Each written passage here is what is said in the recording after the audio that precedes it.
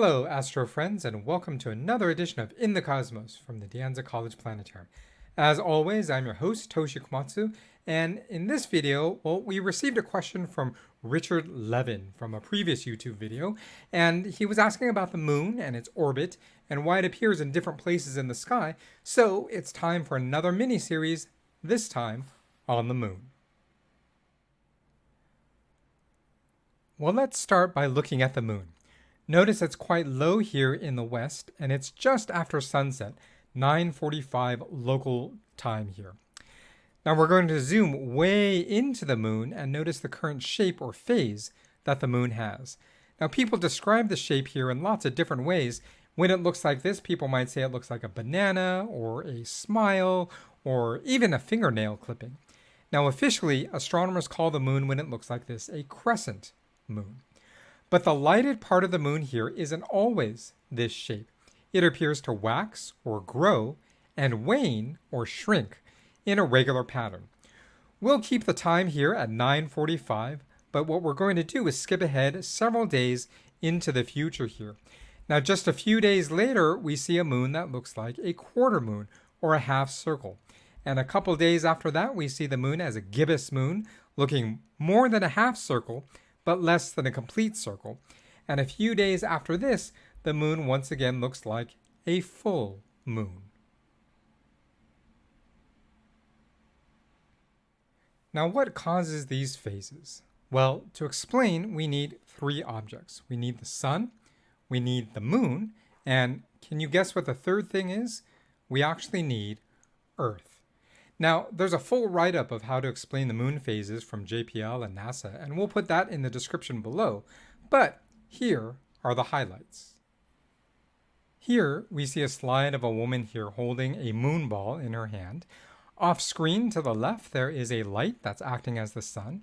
So notice that she is lit up on her left, the moon ball here is lit up on the left, and we can think of her head here as Earth and her eyes as people on Earth looking at the moon. And from her point of view on Earth looking at the moon, what she sees is highlighted here in this box labeled Student View.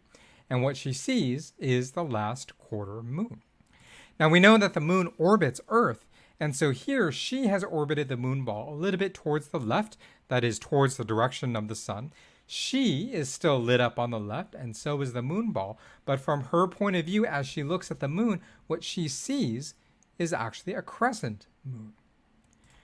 Next up, we have the new moon, and in this case, she's holding the moon ball towards the same direction as the light is shining. So when she looks at the moon, she's only seeing the shadowed part of the moon. And again, this is what we call the new moon. Now, as we continue to step through the rest of the phases, notice she keeps turning to her left, and what she sees on the moon is the lit side waxing or getting bigger until we get to the full moon here. At this point, the full moon is opposite the light in the sky or in this demonstration here.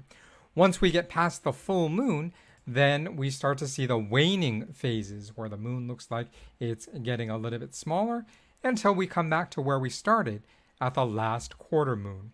Again, everything lit up always from the left, but from her point of view, seeing that quarter moon. So the reason for these phases is the moon actually moving along in its orbit. And from Earth, we see the moon lit up in different ways at different angles from the sun.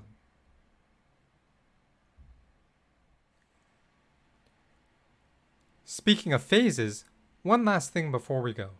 This month, we get a special kind of full moon. On the early morning West Coast time of May 26th, there will be a total lunar eclipse.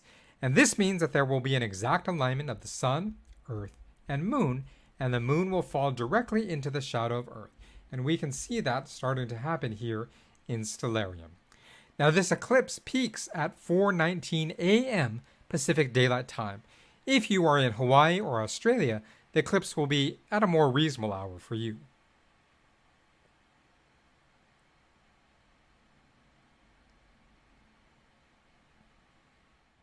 Well, that's it for the first part of our moon mini series. Next time we'll focus on the moon and its ever-changing position in the sky.